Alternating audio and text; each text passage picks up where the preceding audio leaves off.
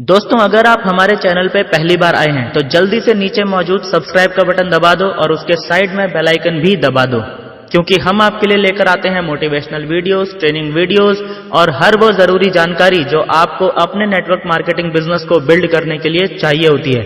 और दोस्तों, जल्दी से इस वीडियो के नीचे मौजूद लाइक का बटन भी दबा दो ताकि ये वीडियो आप जैसे और भी बहुत सारे महत्वाकांक्षी और पॉजिटिव सोच वाले लीडर्स तक पहुंच सके। तो चलिए वीडियो शुरू करते हैं।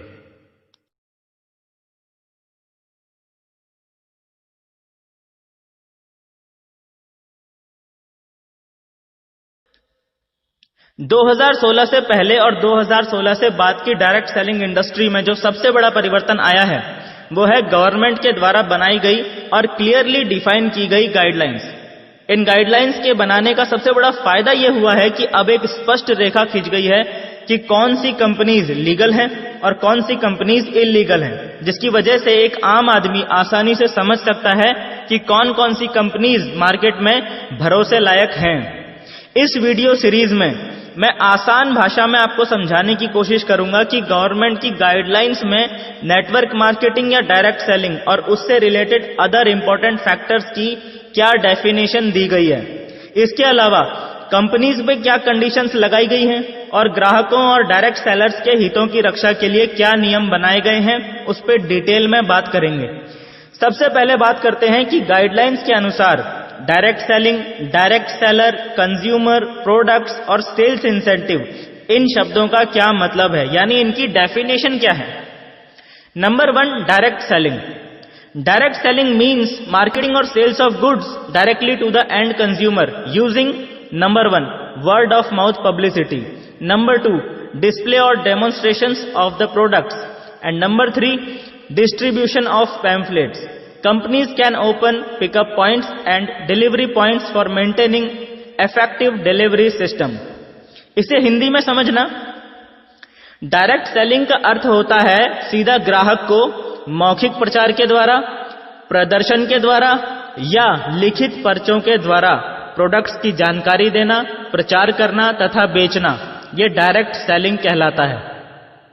डायरेक्ट सेलिंग कंपनीज अपने प्रोडक्ट्स को ग्राहकों तक आसानी और कुशलता से पहुंचाने के लिए पिकअप पॉइंट्स और डिलीवरी पॉइंट्स खोल सकती हैं। अब इस डेफिनेशन का खरीदने वाले और बेचने वाले दोनों के लिए अर्थ क्या है, उसे समझना बेहद जरूरी है। इस डेफिनेशन के अनुसार खरीदने वाले व्यक्ति के लिए सरकार की यह इंस्ट्रक्शन है कि अगर किसी भी व्यक्ति को किसी भी पर्टिकुलर डायरेक्ट सेलिंग कंपनी का कोई भी प्रोडक्ट यूज करना है तो वो या तो कंपनी के रिप्रेजेंटेटिव यानी डायरेक्ट सेलर से परचेज करेगा या फिर कंपनी के ऑथराइज्ड पिकअप पॉइंट या डिस्ट्रीब्यूशन पॉइंट से ही परचेज करेगा। सिर्फ और सिर्फ तभी वो पर्टिकुलर डायरेक्ट सेलिंग कंपनी उस प्रोडक्ट की क्वालिटी के लिए जिम्मेदार ठहराई जा सकती है।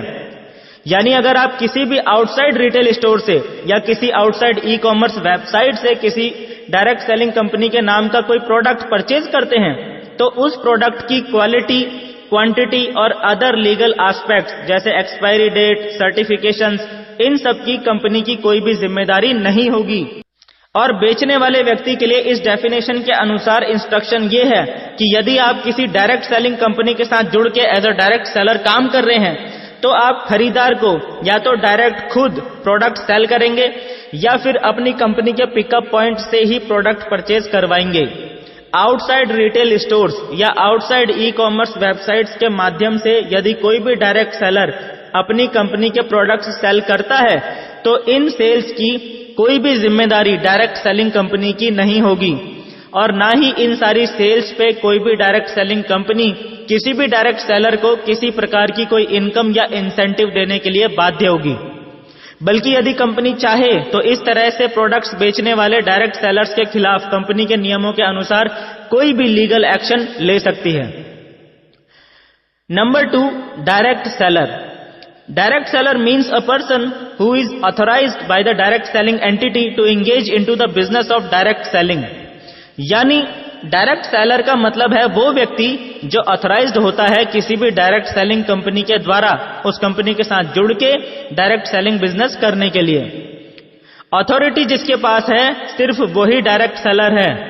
अथॉरिटी मतलब आपको मिलने वाला यूनिक बिजनेस कोड।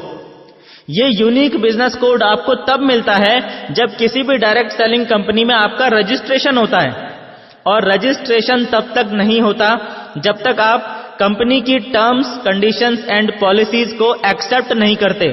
यानी कि कंपनी के नियमों का पालन करने का और उनके अंदर रह के काम करने का लिखित में वादा जब तक नहीं करते, तब तक आपको डायरेक्ट सेलर बनने की अथॉरिटी नहीं मिलेगी। ग्राहकों को भी ध्यान रखना चाहिए कि वो सिर्फ ऑथराइज्ड डायरेक्ट सेलर से ही सामान खरीदें, ताकि किसी भी प्रकार की धोखाधड़ी से बचा जा सके। नंबर 3, गुड्स और प्रोडक्ट्स। गुड्स और products shall have the same meaning as defined in the Sale of Goods Act and Section 3 of General Clauses Act 1897. That is, it shall include every kind of movable property other than actionable claims and money. यानी कि direct selling के अंदर भी goods या products का मतलब वो ही है जो सेल ऑफ गुड्स एक्ट में लिखा गया है और जनरल क्लॉजेज एक्ट 1897 के सेक्शन 3 में लिखा गया है। उसमें क्या लिखा गया है? उसमें लिखा गया है कि it shall include every kind of movable property. यानी कि डायरेक्ट सेलिंग में प्रोडक्ट के रूप में हर प्रकार की मूवेबल प्रॉपर्टी का प्रचार किया जा सकता है और बेचा जा सकता है। मूवेबल प्रॉपर्टी का मतलब यह नहीं है कि जो प्रॉपर्टी एक जगह से दूसरी जगह ले जाई जा सकती है। मूवेबल प्रॉपर्टी का मतलब है हर वो छोटी से छोटी या बड़ी से बड़ी चीज जिसके मालिकाना हक को एक व्यक्ति से दूसरे व्यक्ति ट्रांसफर किया जा सकता है। यानी हर वो चीज जिसका मालिक बदल पाना पॉसिबल है उसे मूवेबल प्रॉपर्टी कहा जाता है, और उसे प्रोडक्ट के रूप में डायरेक्ट सेलिंग के द्वारा मार्केट किया जा सकता है और बेचा जा सकता है। इसमें ध्यान देने वाली बात यह है कि साथ में यह भी लिखा गया है other than actionable claims and money. यानी कि एक्शनेबल क्लेम्स और मनी को डायरेक्ट सेलिंग में प्रोडक्ट के रूप में इस्तेमाल नहीं किया जा सकता है। मनी यानी पैसा तो आप सब लोग जानते ही हैं, यानी कि मनी को ही एंड प्रोडक्ट या गुड्स के रूप में सर्कुलेट नहीं किया जा सकता है। अब सवाल यह है कि एक्शनेबल क्लेम्स का क्या मतलब है। इसको अगर उदाहरण से समझें तो direct selling company discount coupons और वाउचर्स को तो एज अ प्रोडक्ट सेल कर सकती है, लेकिन लॉटरी के टिकट को एज अ प्रोडक्ट सेल नहीं कर सकती। ध्यान देना, 1000 रुपए का डिस्काउंट कूपन भी होता है और 1000 रुपए का लॉटरी का टिकट भी होता है। इन दोनों में फर्क क्या है, इसे हम समझेंगे। पहले एक्शनेबल क्लेम को समझते हैं। देखो, एक्शनेबल क्लेम क्या होता है, ध्यान देना। आपके द्वारा किसी और को दिया हुआ ऐसा उधार जिसके बदले में सामने वाले ने आपको किसी भी प्रकार की कोई सिक्योरिटी नहीं दी है, जैसे अपनी कोई चीज आपके पास गिरवी नहीं रखी है, और ना ही आप उस उधार से किसी भी प्रकार की कोई इंटरेस्ट गेन कर रहे हो या किसी भी प्रकार का कोई अन्य बेनिफिट ले रहे हो। इस तरह का उधार ना तो गुड्स के अंदर काउंट होता है और ना ही सर्विसेज के अंदर काउंट होता है।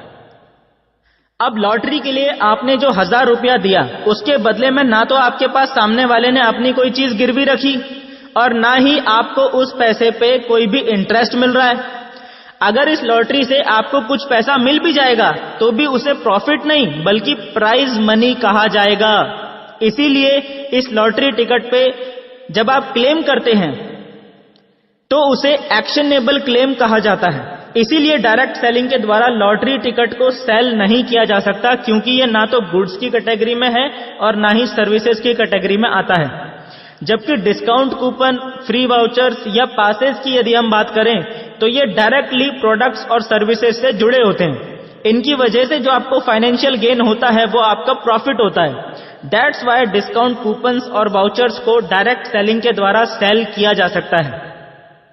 जिन लोगों को अब भी समझ में नहीं आया वो आसान भाषा में ऐसे समझें कि यदि कोई कंपनी आपको पैसे दे रही है और वो पैसे ना तो प्रॉफिट का हिस्सा हैं और ना ही आपको मिलने वाला किसी भी प्रकार का ब्याज है, लेकिन फिर भी कंपनी आपको पैसा दे रही है या देने का वादा कर रही है, तो ऐसी कंपनी डायरेक्ट सेलिंग गाइडलाइंस के अनुसार इल्लीगल है। ये बात अपनी डायरी में फ्रंट पेज पे नोट कर लेना। Crowd funding based network marketing plan और आपको मंथली फिक्स्ड इनकम देने का वादा करने वाले प्लान इसी वजह से इंडिया में अब भी पूरी तरह से लीगल नहीं है। ये कंपनियां इलीगल हैं या नहीं, यह फैसला करना मेरा काम नहीं है, यह फैसला करना कोर्ट का काम है। पर इस डेफिनेशन से, जो डेफिनेशन यहां बताई गई, इस डेफिनेशन से ये क्लियर हो जाता है कि ये कंपनीज लीगल तो नहीं है। इसीलिए ऐसी कंपनीज पे कोई ना कोई व्यक्ति कभी ना कभी केस कर ही देता है और फिर वो केस सालों तक चलता रहता है। ऐसे में इस टाइप के प्लान कितने भी ज्यादा प्रॉफिटेबल क्यों ना लगे, पर आपको सुरक्षित करियर और भविष्य नहीं दे सकते। सो मेक श्योर कि जब भी आप कोई डायरेक्ट सेलिंग कंपनी का प्लान देखें तो उसमें आपको जो भी पैसा मिल रहा हो वो आपके और आपकी टीम के द्वारा जनरेट किए गए बिजनेस, यानी जो प्रोडक्ट्स और सर्विसेज आपने और आपकी टीम ने मिलकर बेचे हैं, उनसे कंपनी को जो प्रॉफिट हुआ है उसी प्रॉफिट का हिस्सा हो। As a direct seller career start करने के लिए ये बात सबसे ज्यादा महत्वपूर्ण है। नंबर 4, कंज्यूमर यानी उपभोक्ता। An individual who buys goods or services for personal use and not for manufacture or resale। यानी कंज्यूमर या उपभोक्ता उस व्यक्ति को कहते हैं जो कि वस्तुओं और सेवाओं को खरीदता है अपने व्यक्तिगत इस्तेमाल के लिए, ना कि उसे दोबारा बेचने के लिए। यानी कि किसी भी डायरेक्ट सेलिंग कंपनी से प्रोडक्ट तो कोई भी खरीद सकता है, लेकिन सिर्फ और सिर्फ अपने पर्सनल यूज के लिए। उन्हें दोबारा बेचने या उनमें कुछ परिवर्तन लाके कोई नया प्रोडक्ट बना के बेचने के लिए इस्तेमाल नहीं कर सकता। अगर वो ऐसा करता है तो उसे कंज्यूमर नहीं कहा जाएगा और उसके द्वारा एज इट इज या मॉडिफाई करके बेचे गए प्रोडक्ट्स की डायरेक्ट सेलिंग कंपनी की कोई जिम्मेदारी नहीं होगी। डायरेक्ट सेलिंग कंपनी के किसी भी प्रोडक्ट को बेचने का अधिकार सिर्फ और सिर्फ एक डायरेक्ट सेलर के पास ही होता है, और वो भी उस प्रोडक्ट को मॉडिफाई किए बिना। Number 5, sales incentive. Sale incentive means share of profit payable to the direct seller for effecting sale of goods or products as stipulated in the contract between the direct seller and the direct selling entity. Sales incentive उस income या आमदनी को कहते हैं जो एक direct seller को direct selling company के द्वारा मिलती है प्रोडक्ट्स की बिक्री को प्रभावित करने के लिए, यानी कि बढ़ाने के लिए। सेल्स इंसेंटिव हर हालत में शेयर ऑफ प्रॉफिट ही होता है, किसी प्रकार का ब्याज या सैलरी नहीं होता, और ये फ्लक्चुएट करता है, यानी कि घट बढ़ सकता है आपके एफर्ट्स के आधार पे। सेल्स इंसेंटिव कितना मिलेगा और कब मिलेगा, ये क्लियरली डिफाइंड होता है उस कॉन्ट्रैक्ट में जो कि कंपनी और डायरेक्ट सेलर के बीच में होता है, लिखित में। सो ये हैं सबसे बेसिक 5 ऐसे शब्द जिनका सही मतलब समझ में आना हर नेटवर्क मार्केटिंग बिजनेस ओनर के लिए बहुत जरूरी है। जब आप इन वर्ड्स को अच्छे से समझ सकते हैं तब ही आप उन गाइडलाइंस को भी अच्छे से समझ पाएंगे जो इंडियन गवर्नमेंट ने डायरेक्ट सेलिंग और नेटवर्क मार्केटिंग इंडस्ट्री के लिए बनाई हैं। आप सभी ने इस टॉपिक को कवर करने के लिए बहुत ज्यादा डिमांड की है, इसीलिए अब मैं इस टॉपिक को पूरी तरह से डिटेल में कवर करने जा रहा हूं। टॉपिक लंबा है, इसीलिए हो सकता है कि इसे 2 या 3 पार्ट्स में कवर करना पड़े। इस वीडियो में हमने जो डेफिनेशंस बताई हैं वो डेफिनेशंस राजस्थान गवर्नमेंट द्वारा 2012 में डायरेक्ट सेलिंग इंडस्ट्री के लिए बनाई गई गाइडलाइंस से ली गई हैं। बाद में जो सेंट्रल गवर्नमेंट के द्वारा गाइडलाइंस बनाई गई उन गाइडलाइंस में भी इन डेफिनेशंस को एज इट इज लिया गया है। नेक्स्ट वीडियो में हम 2016 में जो गाइडलाइंस बनाई गई हैं उनके अहम बिंदुओं पर डिटेल में चर्चा करेंगे, और मैं गारंटी देता हूं कि YouTube पे मौजूद वो अब तक की सबसे डिटेल्ड वीडियो होगी डायरेक्ट सेलिंग गाइडलाइंस के बारे में। वो वीडियो आपसे मिस ना हो, इसके लिए इस वीडियो के नीचे मौजूद सब्सक्राइब के बटन को जरूर दबा देना और उसके साइड में जो बेल आइकन दिखेगा उसे भी दबा देना, ताकि वीडियो पब्लिश होते ही आपके फोन में नोटिफिकेशन आ जाए। दोस्तों, अगर आपको इस वीडियो में कोई एक बात भी समझ में आई है तो अब आपकी बारी है अपना फर्ज निभाने की, इस वीडियो को हर नेटवर्कर तक पहुंचाने की। इस वीडियो को व्हाट्सएप और फेसबुक के माध्यम से इतना शेयर करो कि अगर ये वीडियो घूमकर किसी ने आपको ही शेयर कर दी तो समझ लेना कि आपकी कोशिश सफल हो गई, क्योंकि सही जानकारी आप तक पहुंचाना मेरा फर्ज है और लोगों तक पहुंचाना आपका। आप और हम जब अपना अपना काम ईमानदारी से करेंगे तभी तो हमारा देश डेवलप होगा। मिलते हैं दोस्तों नेक्स्ट वीडियो में, तब तक के लिए thank you and wish you all the best.